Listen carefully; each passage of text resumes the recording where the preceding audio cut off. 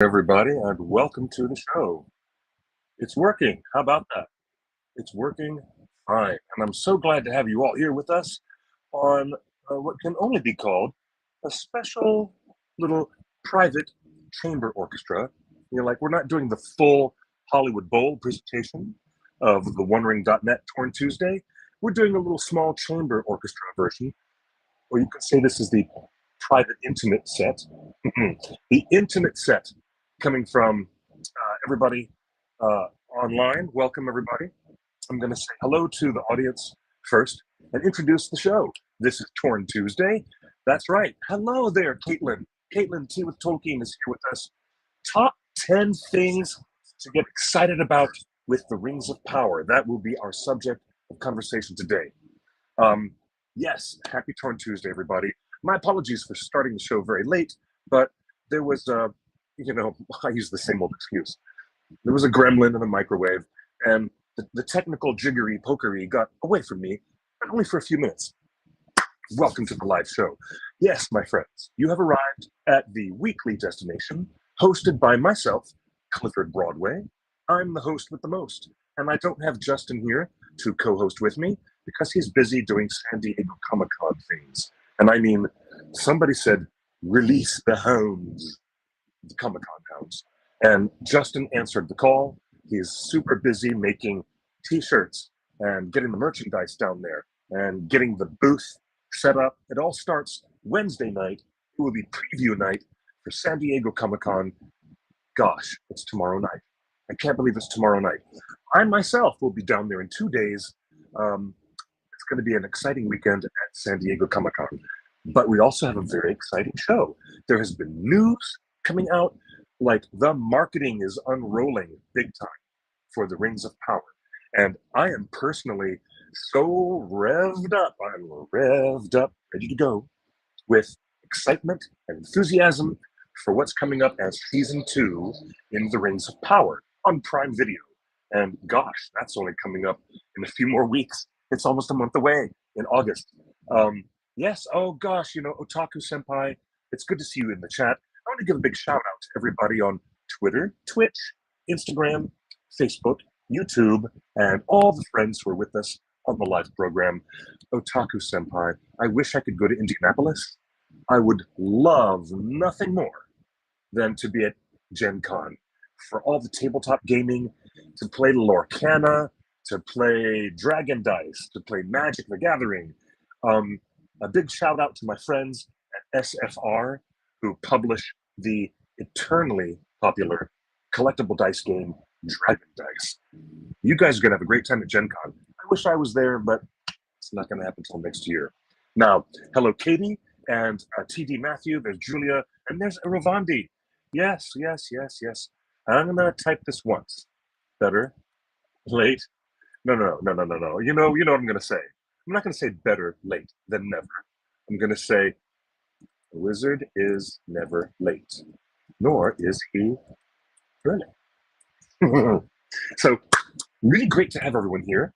I'm going to go over a little bit of the breaking news, and that should be not surprising to anybody that as we get closer and closer to San Diego Comic-Con, Prime Video has put forth a very big marketing apparatus, and they've released new characters, new images, and the wonderful folks, the actors and actresses who are playing these new roles, and all kinds of exciting and cool things. There's Dwarf for Life.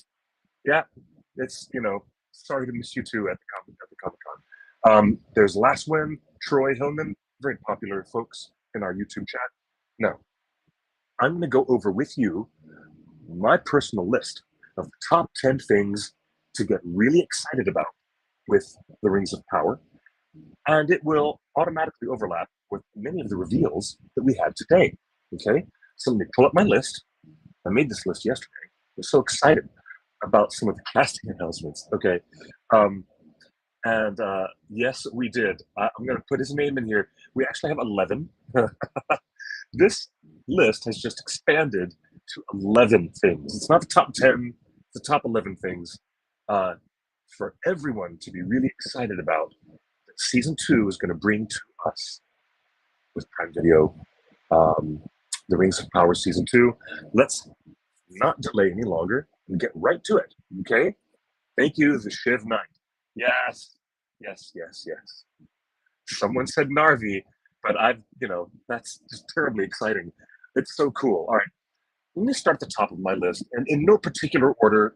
When I publish this list online, it might be re-enumerated. Maybe that's fine. But in no particular order, let's start with the announcement of Cirdan. Yes, that's right. Cirdan, the shipwright. Okay, the information has hit us a little while ago that the master of the Grey Havens, Cirdan the shipwright, the wonderful, wonderful, ancient elf who is thousands and thousands and thousands of years older than anybody realizes, he's absolutely going to be in Rings of Power. And Entertainment Weekly revealed the first look of our Cirdan. It is so cool. And here he is. I can't pull this up because, I'm using the wrong browser, obviously. But you guys have seen the first look at Cirdan. And I'm just so excited. This guy's so cool. Look at him. He's got the beard. Now, without him looking like a wizard, they had to create a way for an elf of his stature who was born on the shores of Cuiviénen at the dawn of time, not really the dawn of time, but way, way, way, way, way, way far back, before there was a sun or a moon in the sky, before the light of the two trees was ever damaged and destroyed by Morgoth and Ungoliant, way before those things happened. On the shores of Cuiviénen, the inland lake, far off to the east. That's where Cirdan was born. Of the first elves, he was there with them, the very first ones ever created as the firstborn children of Ilúvatar. Now, we're going to pop up IMDb. We're going to take a quick look at everything here so that I can actually speak with some correctness, with some slight accuracy. Okay, check this out. Coming into the role of our boy Cirdan, I know that there's a list here. Let me look at this. Cirdan is actually played by, and I know that you're probably going to pull that up before I get his name up there. Where is he? Is he listed? Oh, come on, you guys. I trust you, the live chat, to probably give me the answer sooner than that. Yes, we know Rory Kinnear will be Tom Bombadil. Sam Hazeldine will be Adar. Where is... Okay, thank you, Ben Daniels. Thank you, live chat, for the best. Ben Daniels as Cirdan. Okay, here's why I'm excited about this character appearing. And I'm really excited that he's, got this bearded look. But he still looks like, an elf of noble standing. He doesn't look like old graybeard wizard type. He doesn't look like one of the Longbeards of the line of Durin. There's a lot of famous beards, lots of famous beards in the world of J.R.R. Tolkien. This guy might be the single most famous beard of all the beards, because Cirdan is the exception that is notable to a lot of Tolkien scholars. He's got the beard. Out of all the high elves, he's got the beard. And he looks amazing. Yes, Troy, his appearance rings true. And here's why. One of those 3 rings has to be given to him. At the end of season 1, we didn't see any of the other rings being made. They kind of changed out the order of how they were going to be made, from the book canon to the show canon. And 3 rings were made. We know that Vilya will go to Gil-galad, the High King, and ultimately will go to Elrond. Okay. We also know that Narya will have to go to Cirdan, and ultimately Cirdan will gift the Ring of Fire to Gandalf. And Morfydd Clark, coming back to play Galadriel, she will be the bearer of the Ring of Adamant. Nenya. So, yes, the oldest elves. That's right, Susan. So, um, this is super cool to have seen that the elves already got those rings made, but we didn't yet have the character introduced in season one that represented the proper point of connection to that ring. So that left a lot of people scratching their heads. Wait, you've made the elven rings, but there's no Cirdan? Well, that problem is solved. Perfection. Problem solved. Here comes Cirdan. We do not know his placement in the narrative. We do not yet know whether he will appear. I'm assuming he will be in Linden with, the company of the High King and his court. I'll assume that he will not be in any of the areas where there will be huge battles, like the War of the Elves and Sauron, which will show up in season 2 in Eregion. So let's assume, for the purposes of season 2, we will be introduced to Cirdan somewhere in Linden, because it's right there on the coast, near the place where Cirdan will ultimately build the foundations of the Grey Havens. They will be there. So Cirdan means we get to see the ring given to him properly, and it also means we get to see him, probably the creation of the Grey Havens, maybe the earliest, foundations of what would be the port, an incredibly historically important place in Middle-earth history. So Cirdan now being revealed is going to bring all that into alignment in season 2, culminating with a ring of power going to Cirdan. And ultimately, if they're going to do it that way, the right way that's in the books, if they're going to present, now let's assume that the stranger is already Gandalf and he's traveling all around with Nori. Maybe Poppy will show up too.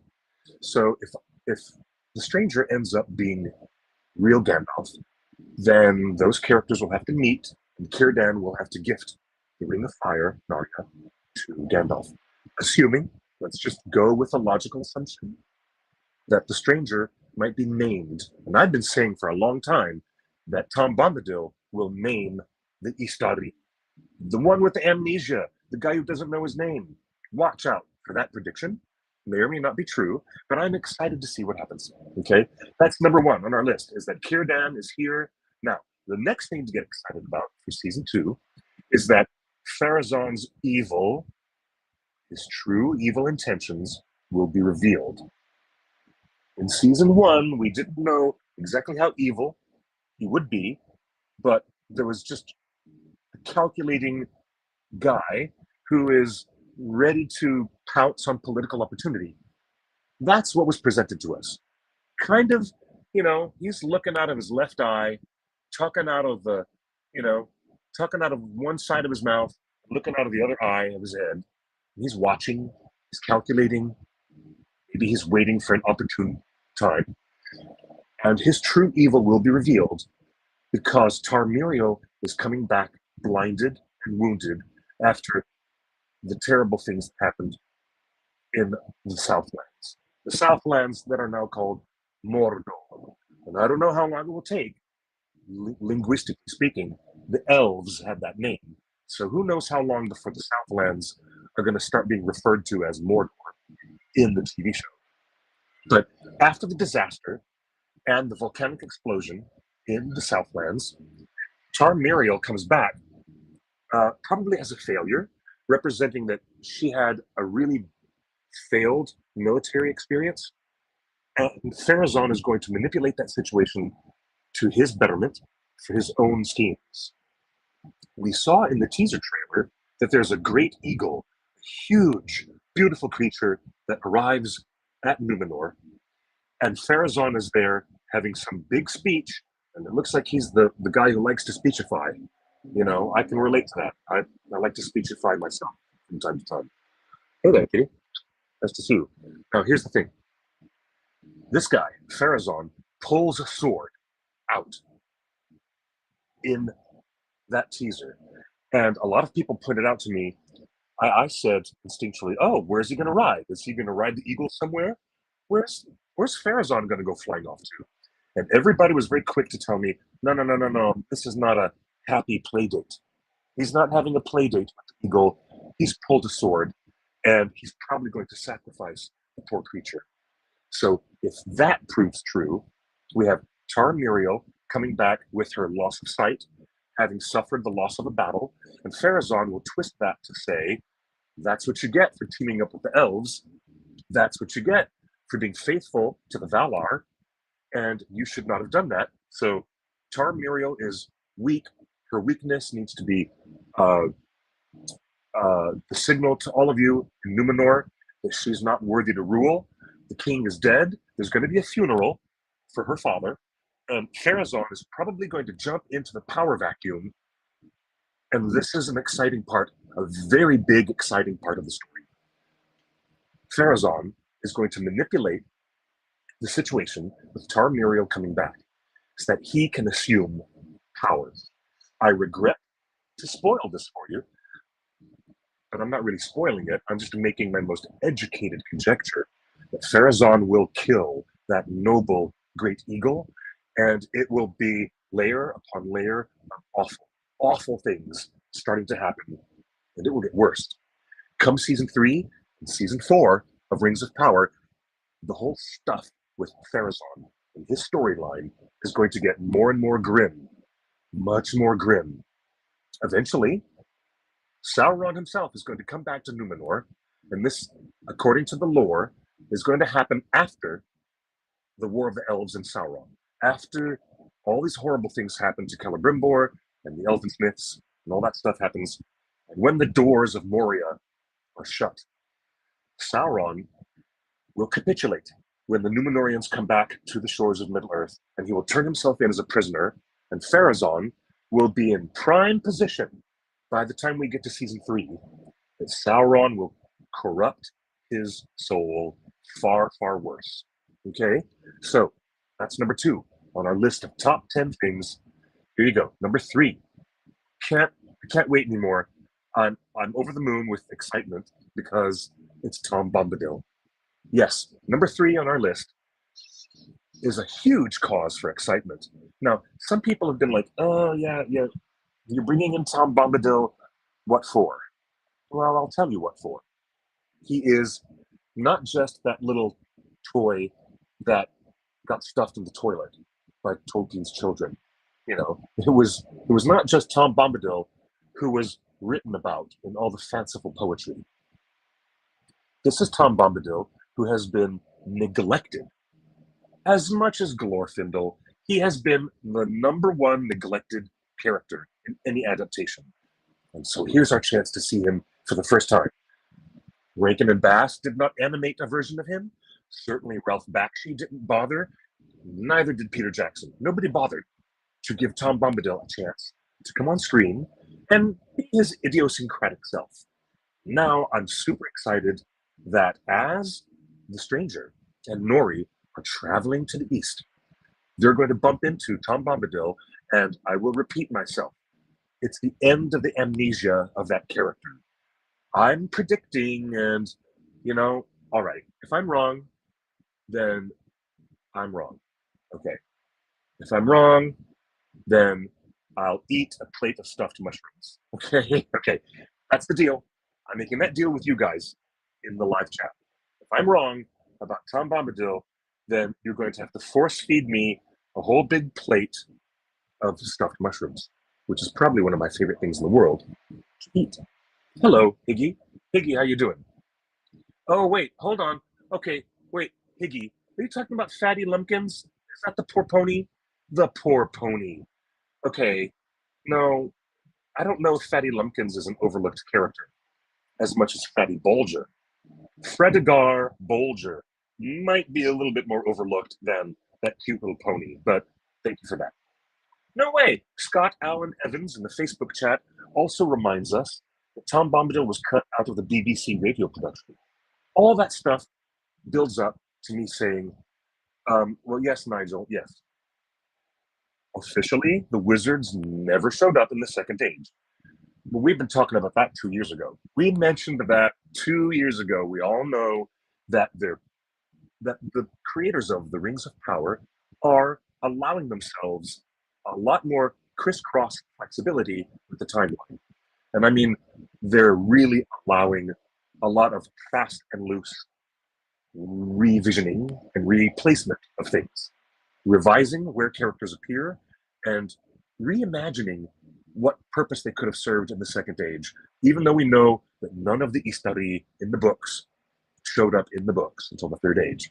But as we're going along now with the show, and certainly we have to admit the show is doing its own thing, all we do is compare. We can compare and contrast, and then allow the show a chance to keep going in the direction it wants to go, and see how much they can accomplish with that storytelling. I think they can accomplish a lot. Rory Kinnear, that guy, that James Bond guy, I would never in a million years have thought of casting like that. I wouldn't have.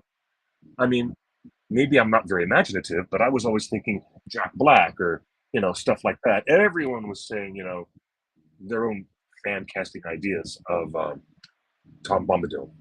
But to have the spirit of nature itself show up, okay, debatable. On that lore level, if you want to get really granular, it's debatable if Tom Bombadil was Iluvatar himself or was the spirit of nature, like a Gaia spirit, meaning Father Nature instead of Mother Nature. But maybe, maybe he was just a complete anachronism, that Professor Tolkien wanted to take from his group of playful poems, and he wanted to give Tom Bombadil stuff to do in Middle Earth. And there he did. Now, this is Tom Bombadil's chance to be a really specific accelerant. He will accelerate the story by helping the stranger get past his amnesia. I'm hoping. I'm expecting that. If I'm wrong, then I'm going to eat all the stuffed mushrooms on camera as my personal punishment for being wrong. Okay? There you go. Higgy Baby saying that Tom is the spirit of the Song of Creation, which is in direct alignment with other theories might be Iluvatar himself. So number 3 on our list, huge to have Cirdan and Tom Bombadil in season 2. I'm really excited about this. Hello, Kay. Nice to see you. Pipskay is here in the chat with all of us. Yeah, really good stuff. Number 4 thing to be excited about for season 2 is that all of the rings of power that you thought you were missing in season 1 are now made in season 2. And take a look at the pre-release poster that they just put out of King Durin looking at that circular placement of the dwarven rings. And there's that one giant, ridiculously giant globular sapphire, that beautiful blue stone in that dwarven ring. And the king of Khazad-dum himself, Durin, reaching his hands out like, okay, all the rings of power that were not made in season 1 will now definitely appear in season 2, including the nine rings for mortal men. Don't know where they will be seen yet, but we've seen lots of pre-release images of dwarven rings, especially that great poster came out. And after that, after the 7 and the 9, I guarantee you we will see the one of the most exciting, probably maybe a huge climactic moment late in the season will be Sauron creating the One Ring in the fires of Orodruin. This facilitates the elves taking off their rings because they realize Sauron's betrayal. At that heightened level, they realize they've been betrayed. We also saw in the teaser trailer the elf, and it was probably Celebrimbor, dumping all of the rings of the fire, dumping the rings into that furnace to burn them and destroy them, melt them and destroy them. How interesting. This means that if you were missing out last season and saying, oh gosh, we only got 3, well, now you're going to get 7 more, and you're going to get 9 more. And ultimately, I predict, and this is just my prediction based upon what is reasonable within the frame of the story and what they've revealed, we will see the One Ring of Power itself being made, and then imagine that moment thousands and thousands of miles away. Galadriel's like, gasp, and she sees Halbrand, she sees his face, and she knows and so does the High King, Gil-galad, and Cirdan, and they sense the evil, and they take all of their rings off. At that point, Sauron is pissed. He's livid. He's livid because all he wants to do is take control of every one of them through that process. And they hide the rings from him. And he makes war. Sauron makes war against the city of Ost-Imethil and the whole area of Eregion, the entire area, because they refuse to reveal to him where the three rings are hidden. Okay? So I don't know whether they're going to do it this way or that way, because as we know, the showrunners have had the ability to be ultra bendy-wendy and flexible with how they do things on the traditional time frame. Come here, kitty. Come here. Come say hi to the audience. Yeah, you saw him. He's here. He wants to say hi to everybody. Okay.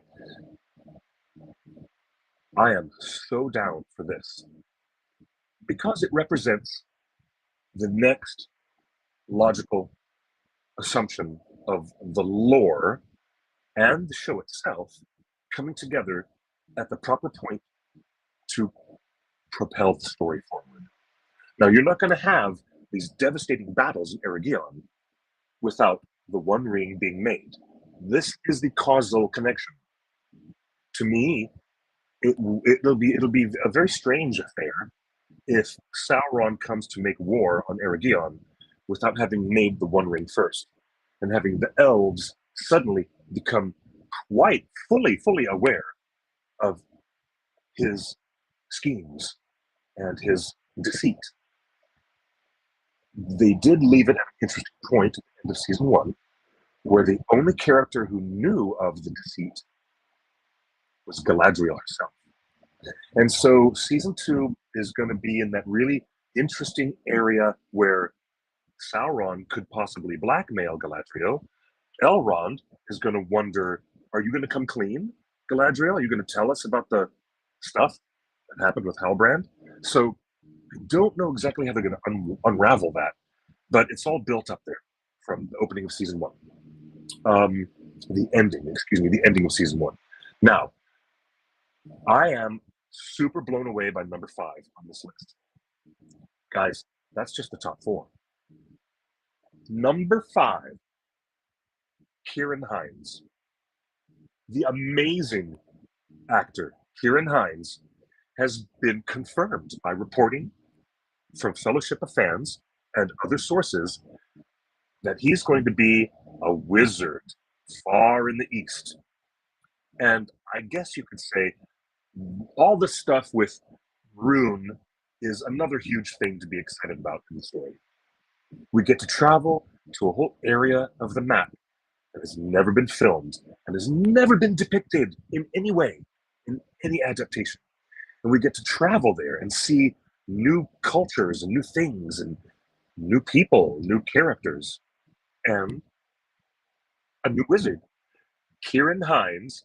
And somebody did a really fun mock-up saying that he was going to have this big beard that had black and white streaks in his beard, and he had a staff. Somebody did some little Photoshop thing where they mocked up what he might look like as an Istari, and it is so cool. It is so cool. One might assume that Kuranir, who is also known as Saruman, might already be present in Middle-earth. And if that's the case, then maybe I'm wrong about Tom Bombadil helping the stranger solve his amnesia. It might be the case that if Nori and the stranger are going far into the lands, way off the map, into the east, maybe the Kieran Hines character, as it is being reported, will be a fully self-cognizant, self-aware wizard. And he'll say to the stranger, I know your face. Like Theoden style. I know your face. I know you. You are Gandalf. That'd be cool. So, but my bets are on the ongoing amnesia that Meteor Man has is probably going to be solved by Tom Bombadil. But to see Kieran Hines who was so great in everything he's ever been in. He's so great. Having him come into Middle Earth and be a wizard is something very exciting indeed. Moving on, the War of the Elves and Sauron, which I just spoke of a little bit. Okay, it is connected to the previous thing that I said about all the rings of power being created. And seriously, this was a battle that lasted for years and years and years. And they're going to show it on screen for the first time, and it's going to go very badly. This is kind of like when, the undead White Walkers have crossed south of the wall, and they're ready to attack. Uh, um, oh gosh, don't tell me. Winterfell. Thank you. Remember how bad it got when the evil undead attacked Winterfell?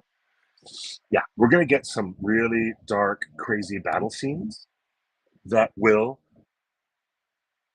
mean the death of many characters. Most importantly, spoilers, someone important is going to die.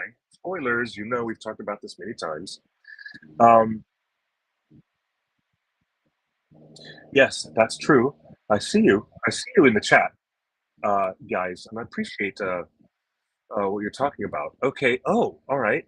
All right. Hold on, Katie. Katie is referring to the two blue wizards, right? Maybe Kieran Hines will not be Huronir, or what I call the pre-Saruman. Maybe he will be one of the blue wizards. But are we getting Ents? Nigel? We do not know. Nigel, I love that question, but we haven't seen any of it. And maybe that's because they're pretty good at keeping secrets. Maybe they're pretty good at keeping those secrets. Okay, here we go. Here's my caption. Top 10 reasons to get excited about Rings of Power Season 2. I think that Kieran Hines will not be a blue wizard. I think he'll be a wandering Saruman. I don't know if they have the rights to use all this stuff for the blue wizards. It is still an unknown quantity, but if they do, great. More power to them. Alatar and Palando. That would be super good. I'll go with that speculation any day, that the Kieran Hines character might not be Saruman. I'd be happy either way. But it might be hard for Kieran to play a bad guy because he's a nice guy, says Zap Verasepa. One of last week's articles, Total Film, mentioned the Ents. Ooh. Well, if that's true, wow. That sounds really, really, really cool. Okay, I'll tell you what. We're going to do this. We're going to go right on down. The War of the Elves and Sauron is going to be truncated from about, 10, maybe it lasted 9 or 10 years. Forgive me if I'm wrong. And it will be truncated to be like the Battle of the Bastards, just one massive battle. And perhaps they will, show that it's lasting as a long, long siege. Maybe they won't. Maybe they'll show it as an overnight battle, the way that Helm's Deep is depicted as one single night. And that is cinematically useful. I can understand that approach. Instead of making a battle last years and years and using a caption that says, 8 years later, oh, they're still sieged, that would be pretty wild. I would be really impressed if they did something like that and said, fade to black with a bunch of elves dead, and then fade back up to the scene and things are much more destroyed than they were in the previous shot. And the caption says 8 years later. I'd be really surprised. But it's kind of possible that they'll just show it the way they do it conventionally, as an overnight battle. The reason why this is so interesting is because it will lead to the retreat of our boy, Robert Arameo, as Elrond. He is going to come to help and fight, but will be driven off. Okay? The dwarves of Moria will come and assist and start to battle against the orcs and Sauron so that Elrond, half-elven, can go further north and successfully escape. He will escape as far north as uh, the river, the river Bruinen, and once they need to find safety, they will find safety in a very famous place that will ultimately be the beginning and foundations of Rivendell. So I'm connecting the dots that I'm excited about the War of the Elves and Sauron, not only because it represents a powerful, tragic end to the story for Celebrimbor, but it also represents a chance for us to move further north on the map and see where Elrond, yes, everyone can hear you. Everyone can hear you. Elrond is going to found Imladris, or what would later be known as Rivendell. Okay? That's why it's all connected. And we know that there's that shot of the elven smith trying to destroy those rings, right? And Sauron is not going to want those rings destroyed. So we're going to be seeing, Anatar.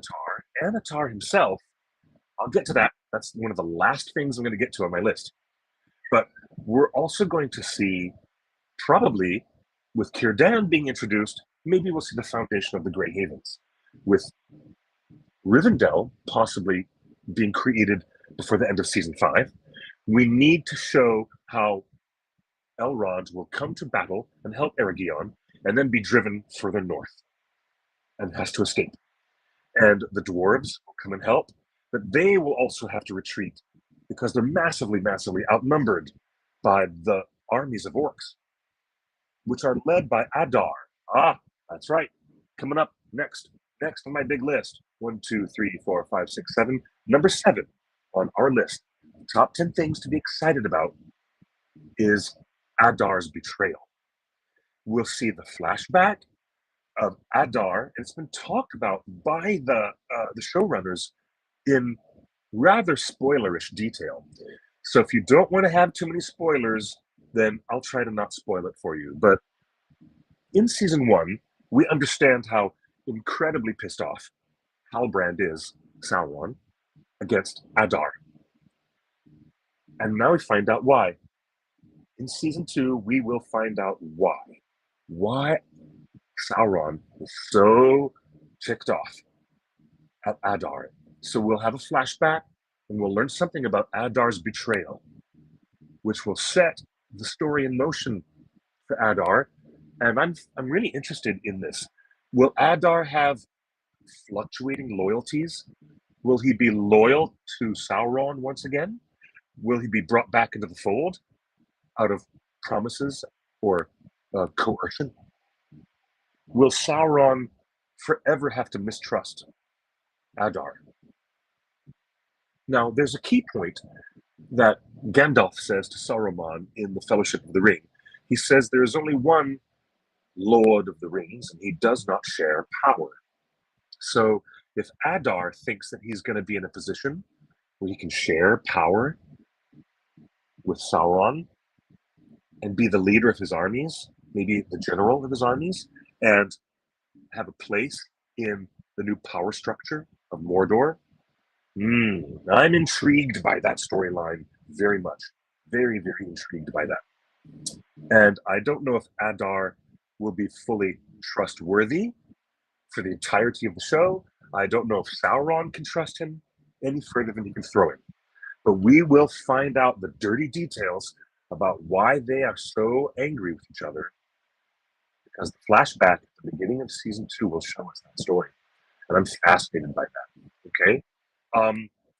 Next, moving on to the next thing, number 8 on our list of things to be very excited about.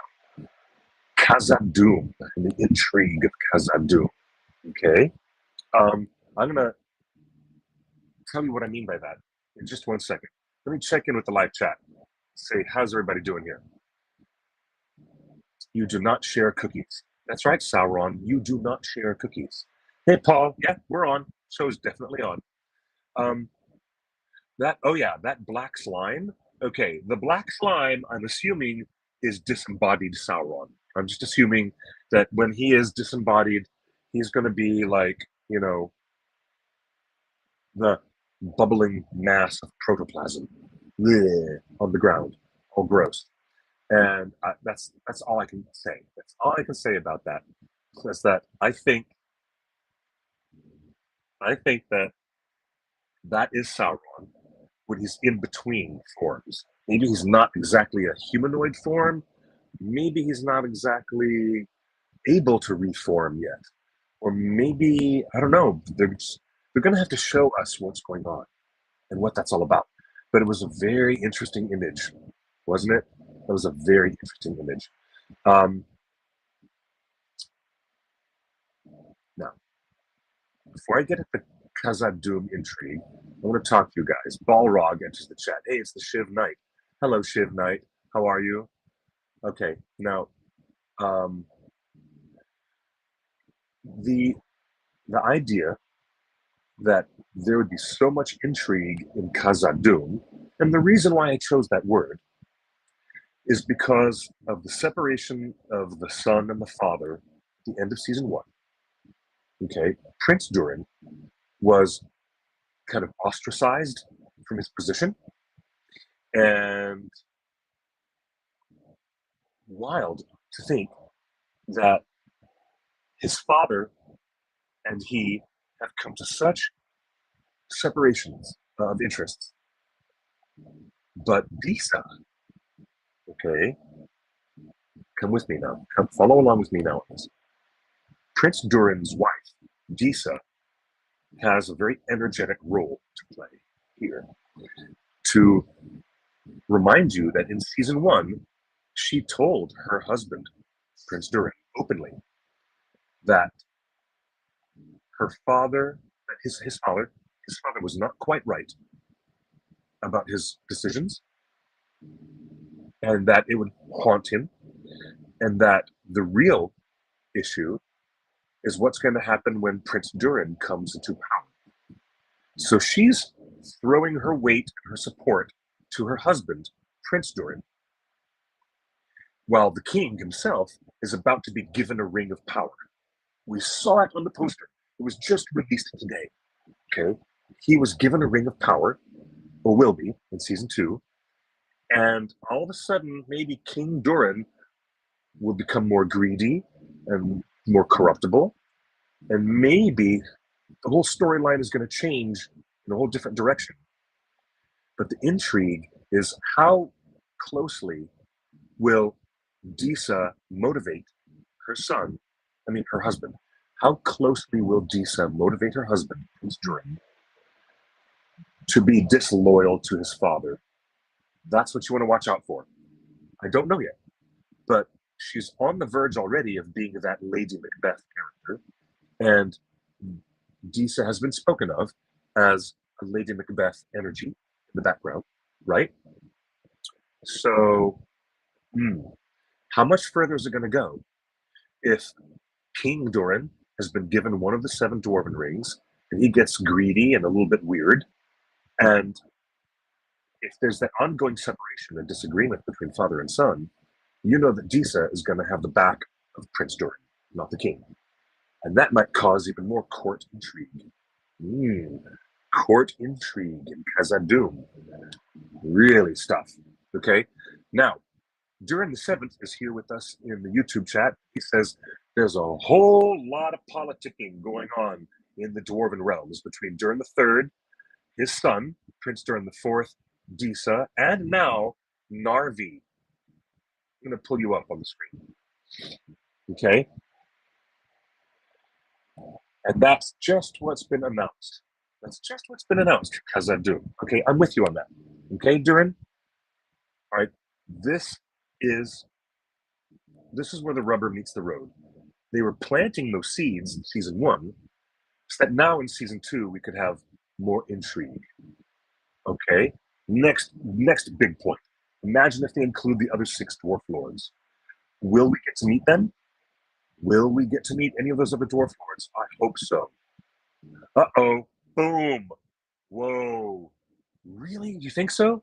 Okay, Weedy is telling us that maybe Disa tries to take one of the 7 rings for herself. Yeah, might be. That might be very intriguing. Okay, Angel, thank you. We will see you at San Diego Comic-Con. Thank you for being with us on the show. Appreciate you. Get on your flight and have a wonderful trip. Have a safe trip while you're down there. Okay? Otaku Senpai says that if King Durin III receives a dwarven ring, then he'll probably reverse his decision about mining mithril. Yep. Yes. That's a very popular fan theory. Very popular fan theory. And however, whichever way this goes, okay, the intrigue is that father and son have been separated already. They've just been completely separated. And something has to happen to bring Prince Durin IV back into the family fold. Something has to happen. Okay? Something has to happen. Okay. Now, we got to talk about Narvi. Narvi is also a wonderful new character. As much as I started the show with enthusiasm about Cirdan, I'm really, really excited about Narvi. This is also part of the Khazad-dum storyline, which is expanding and becoming really interesting. Troy says, I imagine we won't get as much with Narvi and Celebrimbor, since the latter will be with Anatar a lot. Yep, we'll see how that plays out. I'm still curious to see how they depict the relationship that leads to the creation of the Doors of Durin. I'm really excited about that. I'm so happy that the marketing now shows us the full actor, their name, and the character that they play. No more, secrets being kept. Like 2 years ago, it was just, a picture of a belt and a picture of somebody's hands at the waist holding some kind of an object or a weapon or a scroll or an apple or something. But it was all mysteries all the time. Now we're getting to see real characters and real names and real actors and actresses, so we can see exactly what they're talking about. Okay. What did Jimmy say? What was that good spot? Jimmy says, we see in the trailer Celebrimbor trying to destroy the Nine. That's right. That's the elven smith. I keep calling him that. And it's pretty much definitely Celebrimbor dropping the rings in the fire. So I reckon Sauron will take them at the end of season 2 and distribute in season 3. Maybe.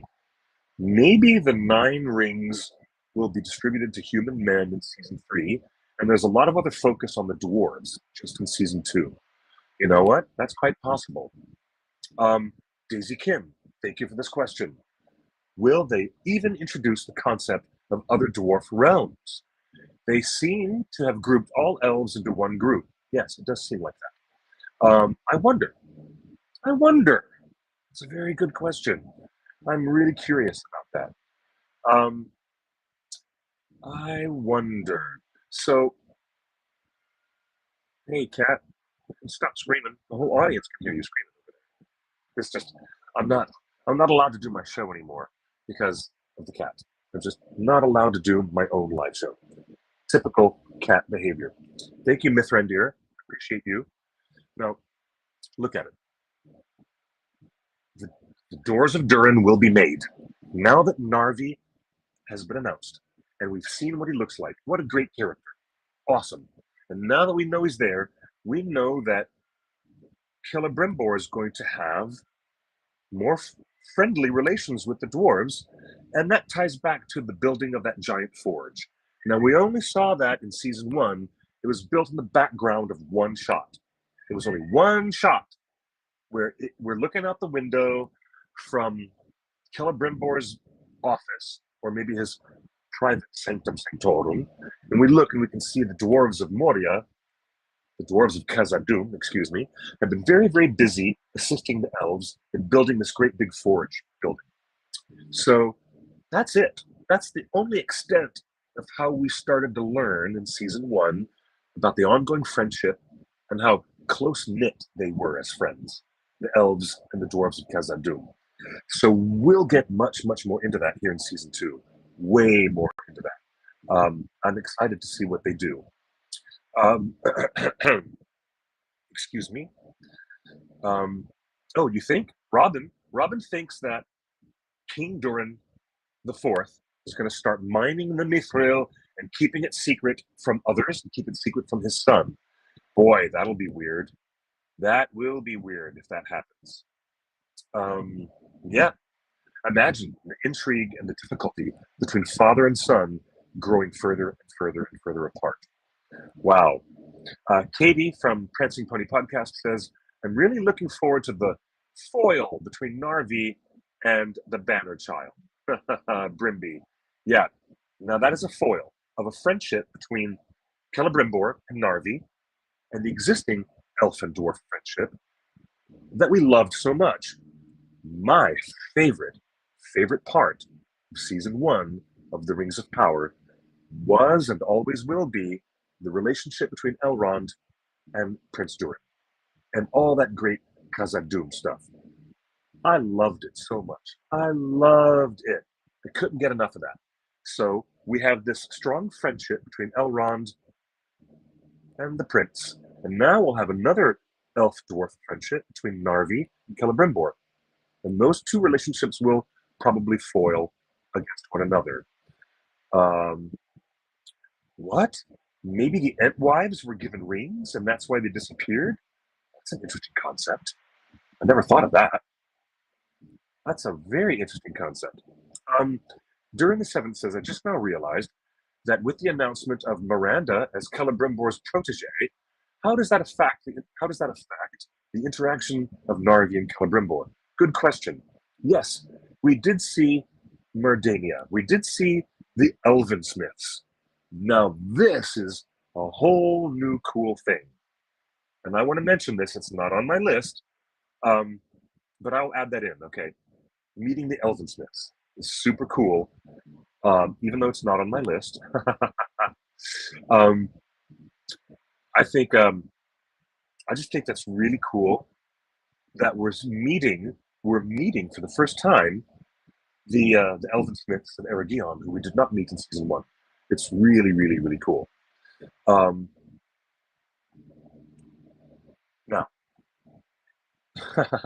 Myth wants his own show. Yes, he does. I wonder if there will be any Entwives. That would be so cool if Bombadil is out there looking for the Entwives. Maybe he is. Maybe that's what Bombadil is out there doing in the far eastern lands. You know? It's just so cool. So, Weedy says, I think the Durin 3 ring is what causes him to keep mining the mithril. Yep, we can go with that. That largely has come into place as the conventional wisdom of a good fan theory. That's a very strong fan theory. Makes a lot of sense. Okay. Lord of Broadbeams? Really?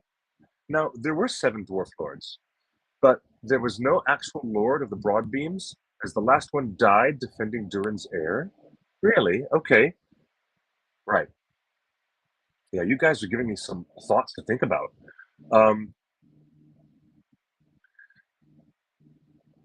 That so fits with the showrunner's fascination with the Ring poem. Season 1, 3 for the elves. Season 2, 7 for the dwarves, which means season 3, 9 rings for mortal men doomed to die. Boom. You know what? That might be the secret formula. Maybe you've discovered it. That's probably the secret formula of all the rings and their distribution in seasons 1, 2, and 3. I kind of get that. I totally get it. William, hello, William. He says, I believe the Celebrimbor gives Durin his ring so that may be the only lesser ring we see distributed this season. Really? Maybe we will get to see the distribution of the other 15 rings in season 3. But we do have to remember that the one ring is made before the destruction of Eregion with the War of the Elves and Sauron. What precipitates the war is the creation of the One Ring. Literally. That's exactly what it is. And that immediately causes the Elven lords, all the highest who had their magic rings, to take them off and remove them so that Sauron could not read their thoughts anymore. Okay? So they're really reordering things. Yep, we do. We need to get used to that. Yes, that's right. Jimmy, Mac, you're 100% right. We need to let the show have a chance to breathe on its own and do what it's going to do. Really. And that lets us all like not fall into the trap of, complaining needlessly, or even falling into a slant of unnecessary toxicity, which, I've never done and I've never espoused on our show here at Torn Tuesday. But we do have to get used to the concept that the Rings of Power is its own thing. Here are the books, and here's the show. And each one of them is their own thing, doing their own thing. And that is a very egalitarian way to approach it. And it gives the show the chance to breathe and tell its own story on its own terms. It really does. It gives the show a chance to breathe and let it tell what it wants to tell. And we'll see how much they can do, and we'll see how far they can get. Right? I'm down. I'm totally down to see. Yes? Are you with me, Higgy baby? That's a headcanon I can get behind? Yep. Yep. Oh, yeah. Remember that teaser? I remember that teaser, Jimmy, with an ent peering through a window. Yeah, I remember that. But that was an ent that was just peering in on some suburban kid in America. That wasn't one of the ents in the show. But yeah, I do. I remember that teaser. It was a really cool teaser. I remember that. So here we go. Picking up on this. Robin says, I think that any Lord of Broadbeams or the Firebeards will also be in Moria, which isn't named Moria yet. It's still Khazad-dum at this point. Okay. Justin here. Just Anur says, in response to Higgy Baby, I believe the group of Smiths that we see, oh yeah, that's that magazine that has that beautiful spread of the behind-the-scenes shot of Celebrimbor talking to the Elven Smiths, and you're referring to that. Yep, they're the Gwaith I Myrdain. They are called the Gwaith I Myrdain, or Myrdain, if you want to pronounce it like that. Okay? Oh, interesting thought, Robin, a very interesting thought. Maybe King Durin III gets all 7 rings, and he goes around to the different Dwarven kingdoms, where he has his emissaries go to the different kingdoms, distributes them himself, instead of Sauron doing it. So yeah, that's quite possible. Quite possible. All right. So this is super interesting. So we've done 9 things. This is not going to be a long broadcast of Torn Tuesday. I want to just get through the top 10 exciting things that I'm most looking forward to in Rings of Power Season 2. Oh, better put in S2 in there. There it is. S2. Okay. I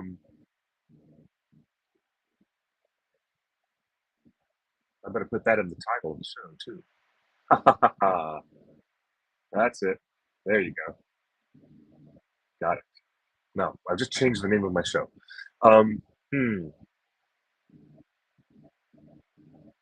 Let's see. The biggest of them all, the one biggest thing of them all that I am thrilled about.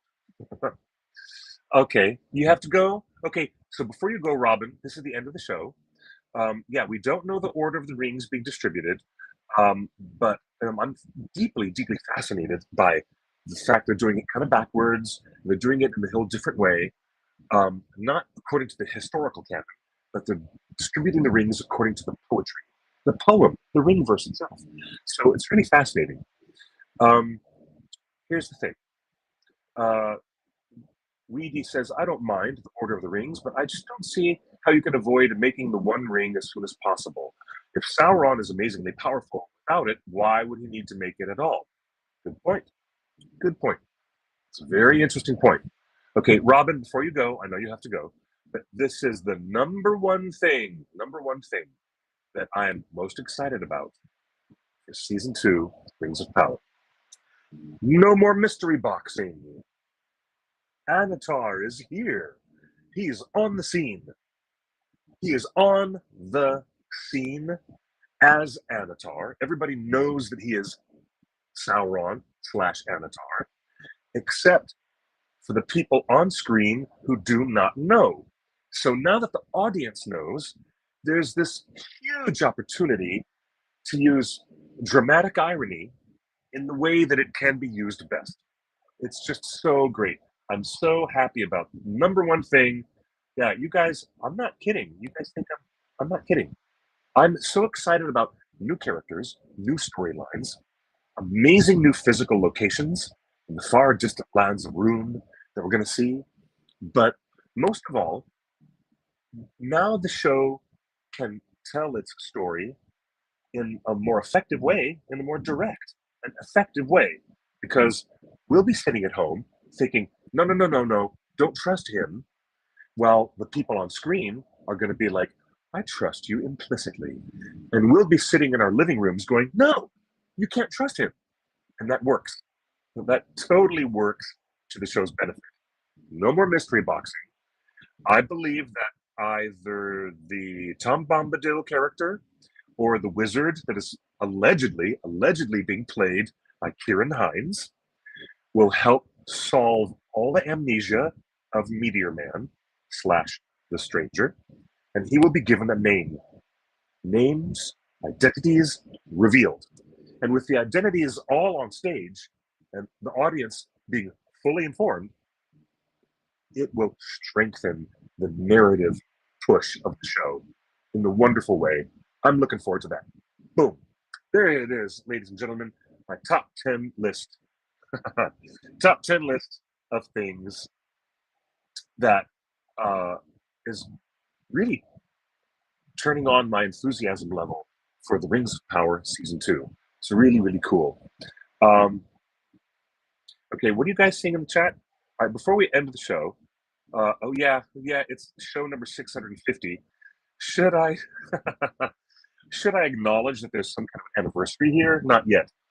I guess when we get to episode number 700, that's when we will definitely have a big celebration. But yes, this is episode number 650. We've been doing a lot of Torn Tuesdays over many, many years, and I am so glad to be hosting on my own today and bring you guys news about San Diego Comic-Con. All the stuff that we're talking about is going to be even more exciting after Comic-Con when they show more at Hall H, when they have much more revealed during that Hall H panel presentation. There will be online trailers that will be publicly available after everybody sees it in Hall H. Then it will go live, and all you guys can see it at home, even if you're not there. Wow, it's 650 is a milestone. Thank you. It's very, very sweet of you. Thank you, folks. And thank you, Troy. Thank you. I appreciate that. Let's run through this list really, really quickly one last time so that everybody knows. Number 1, Cirdan is here. On the scene, he's going to get a ring of fire. You can start singing that Johnny Cash music right now if you want. Number 2, Farazan's evil manipulations and his darkness will be revealed. And that also will help propel the story forward. And Farazon is going to take over the control of Numenor when Tarmuriel comes back with her tail between her legs and her eyesight lost after everything that happened in season 1. Number 3, Rory Kinnear as Tom Bombadil. Yes, Tom Bombadil, super awesome. Number 4, all the Rings of Power will be created, all of them. And okay, you guys have put forth a new theory that the 9 rings will be distributed and dealt with way off in season 3. Cool, that's fine, but at least they'll be created. So we'll have 7 for the dwarves, we'll have 9 for men, and the one ring will be made. That will be the catalyst that begins the War of the Elves and Sauron, which is number 5. the War of the Elves and Sauron, because that leads to the founding of Rivendell, and it also leads to the closure of Khazad-dum. Number 6, Kieran Hines. I want to say big tip of the hat to the people at Fellowship of Fans who do, their story leaks and all their investigative leaks and reporting. If that is true, that Kieran Hines will be a wizard, coolness, super coolness, that is beyond cool. I'm very excited for that. That's number 6. Okay. Number 7, Adar's betrayal. The relationship between Sauron and Adar. Oh, look, there's a bunch of balloons. Okay. Number 6, 7. We're at 7 now. Adar will be shown in the very front end, played by Mr. Sam Hazeldine, and he will betray Sauron in what can be only described as a Julius Caesar moment. If you remember the tragedy of Julius Caesar, and if I said et tu, Brute, then you'll know what I mean. Okay? Adar's betrayal, which will way inform the audience, will be so informed about what happened. And then we get to see the weird complexities of Sauron bringing Adar back into the power structure to help lead his armies in the War of the Elves and Sauron and the destruction of Eregion, which sadly will end very tragically for someone we love. Okay, that's 7 and 8, and now 9. Khazad-dum. Intrigue. Lots of intrigue in Khazad-dum. Yeah. Wow. Disa is not going to let her husband move so far into despair that he doesn't do something about what his father has done. I don't know how complex or how weird it's going to get, but I'm very excited about it because the Khazad-dum storyline is the best. It's the best storyline, in my opinion. I love it, okay? And that's one more thing we added on our list, Narvi. Narvi and the creation of the doors of Durin. Ithildin. Anybody want to talk about that magical silvery lettering that Ithildin? It only works when it reflects the light of the moon, the light of the stars. We're going to see all of that. Now, previously in season 1, they just had that weird little door on the side of the mountain. That's all they had, a tiny little door. Now imagine they have a big, beautiful gate that's open, and trade and commerce and prosperity is flourishing between Eregion and Khazad-dum. And we get to see the kind of friendship Narvi and Celebrimbor develop. It's really super cool. And that's 9 on my list. 1, 2, 3, 4, 5. Yeah, 3, 4, 5, 6, 7, 8, 9. And I'm excited to go to Rune, the far east. I'm really intrigued by going way off the map, where we're going to meet these other characters, Tom Bombadil, and maybe other characters. And the number one thing at the end of my list that I'm so excited about for season 2 is no more mystery boxing. Dun, dun, dun. That's right, no more mystery boxing. It only helps the show. It only helps the audience. It brings the audience into an immediate understanding of what's at stake, who is trustworthy, who is a liar, what is really going on. What is at stake is not like, oh, maybe we need to figure out is that character what that character says he is. Instead, the story is going to be on the rails, and the train is coming down the track. They got the rails down on the ground, and that train is coming down the track. And it's really cool because, it will lead us deeply into the complexities of future seasons 3, 4, and 5. Right? Okay. So, hi, Cecilia. How are you? Okay. This comment from Otaku Senpai. The stranger does not discover a new constellation in Rune. He discovers Hollywood, where the stars are weird. That's funny. You have to stop. What's in the box? It's Gwyneth Paltrow's head. That's what's in the box. You guys are so funny. So funny. Okay. That's my list.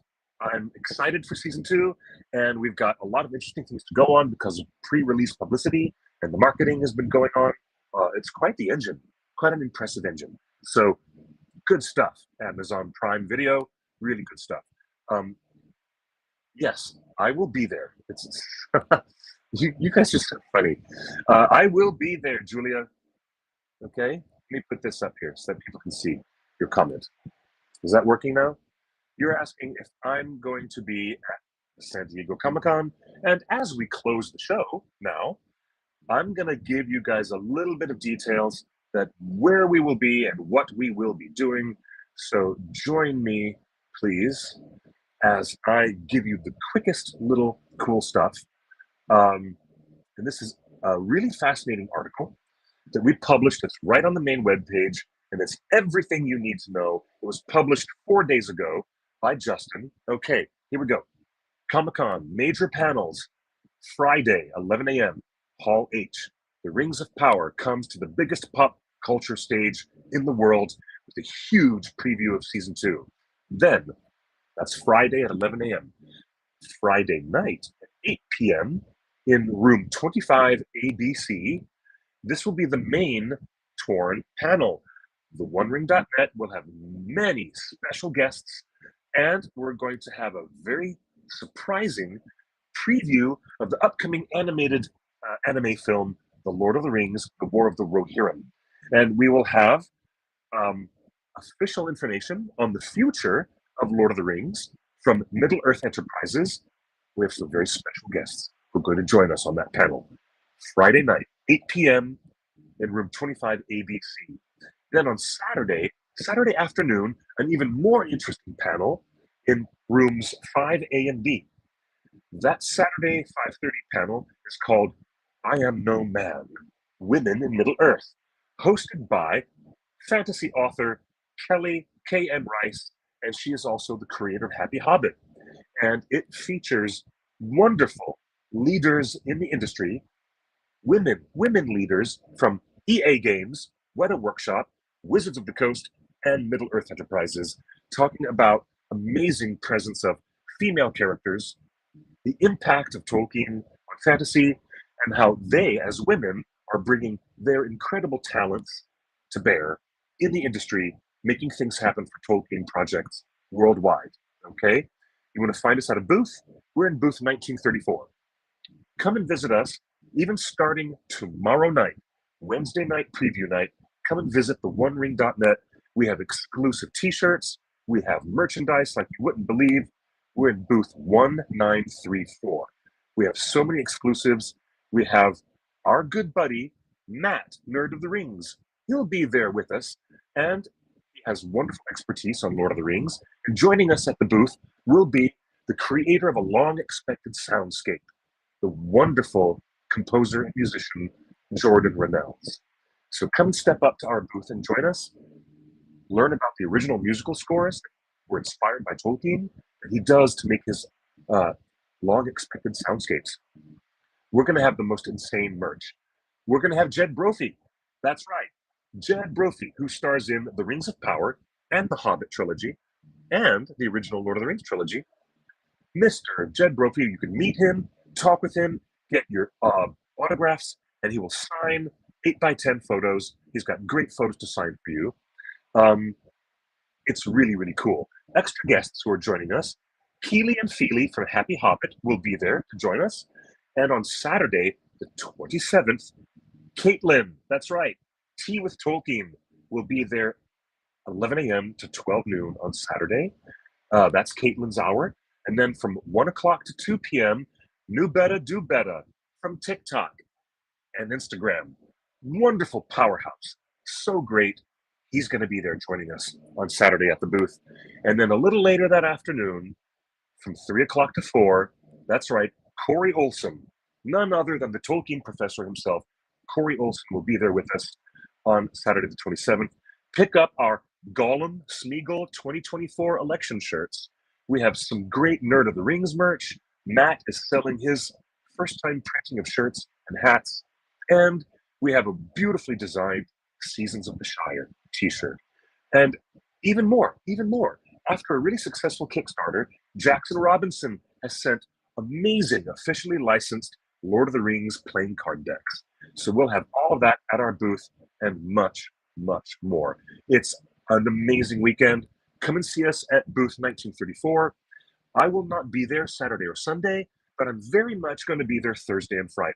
And I'll see you guys there. Oh, did I forget to mention the big party? Yeah, maybe I should have mentioned that. Off-site, there's a very special event which is being put on by Prime Video and theonering.net to celebrate season 2. And it's a co-hosted event that is happening at Venue 808 there in not far in the Gaslamp district in San Diego, not far from the convention hall. And that will be Friday afternoon at 1:15 p.m. We will be at that big party. I am afraid to say that all of the tickets are quite gone.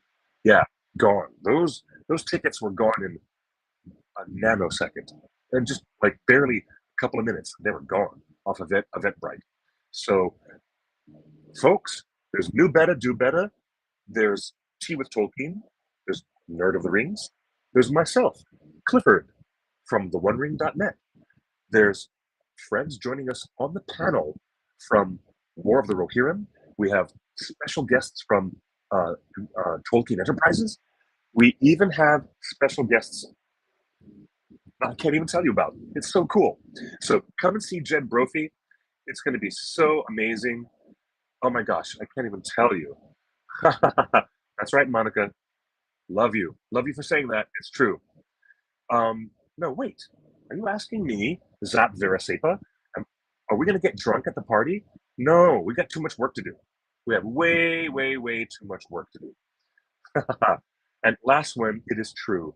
It is really great that Prime Video managed to make, and in concert with the volunteer staff at theonering.net, we really did manage to make more tickets available for the true hardcore fans who were in our Discord. We really did do that. And I'm very pleased. I know, that's how I feel. Julia, oh my God, my little Tolkien nerd heart can't take it. I'm so excited. There is so much happening. So much happening. So there you guys go. This was a really fascinating show. And yeah, I agree with that, Otaku. Yeah, let me see that. The Man of the West and Prancing Pony podcast is doing a book signing. Oh, thank you for reminding me. I'm really glad you reminded me. If anyone is going to be there, Men of the West and Prancing Pony podcast doing a book signing. That's really super cool. And Julia, we're going to close the show now, ladies and gentlemen, with Julia saying, oh my God, my little Tolkien nerd heart can't take it. I'm so excited. Well, that's how I feel too. It's definitely, oh really? Is this your first time going? That's exciting. Very exciting. You guys are a beautiful, beautiful audience. And I apologize for starting the show so late, but we got it done. And it's really cool. Many exciting things in store for Prime Video's launch of Season 2 of The Rings of Power. The only place at all of San Diego Comic-Con where you can come and see some of the War of the Rohirrim in an exclusive preview. You need to come to us. Come to our Friday night panel. That's right, Friday in room 25, ABC, the main panel of the OneRing.net. That's Friday at 8 p.m. Do not miss it. You want to get in line early to get there. You're going to definitely want to do that. So good night, everyone. Have a safe flight. For those of you who are flying, I wish you the best of luck with all the problems that the airlines are having. I'm taking a train. I am not even going to deal with taking a flight down there. I mean, I live in LA. I can just get down there easily enough. But the train is the way to go to get to San Diego Comic-Con. And I'm very excited. We will see you all there. Higgy baby. We're going to be having a great time. It'll be so exciting to see what I consider my extended family. You guys are my extended family. For me, I wouldn't be here without you. And I'm grateful for 25 years at theonering.net. Very grateful for 25 years. And grateful to have such a positive audience, which embraces positivity and does not embrace negativity. You're here for that, and that's why we're here too. Thank you guys for coming to our little corner of the web which was forged by and for the fans of J.R.R. Tolkien. If you want to find me, you can follow me on Instagram and Twitter. My name is QuickBeam2000 on all those crazy platforms. Come and say hello on Instagram and Twitter. And come and say hello to me on Thursday or Friday when you're at San Diego Comic-Con. I will be there. Yes, I'm ready to talk Miyazaki. Not right now. Actually, can I tell you the truth?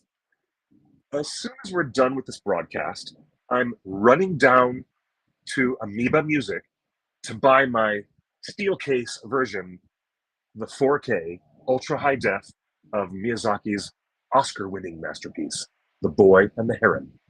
That's right. As soon as it's out.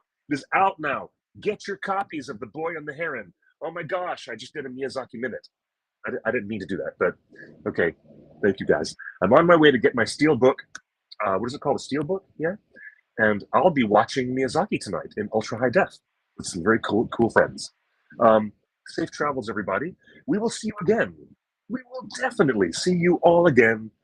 Thank you for being with us at theonering.net on Torn Tuesday. And I think it's time for my very familiar sign-off. I wish you guys peace. I wish you safety, peace, happiness, and I wish you all the good things. Until next week, please take good care of yourselves. It's an exciting time to be a Tolkien fan. Thank you to Prime Video, and thank you to Warner Brothers, and thank you to the good people at Tolkien Enterprises, and all the people behind the scenes at theonering.net who volunteer to bring all this stuff together. We're going to be a grand nucleus of Tolkien fans having a great experience in San Diego this weekend. Much more to come, more details to come. Watch this space. All right, until next week, we'll see you at 5 p.m. Pacific time for another episode of Torn Tuesday. Thank you, everybody, for your kindness and your contribution. All right? Until then, good night and good luck.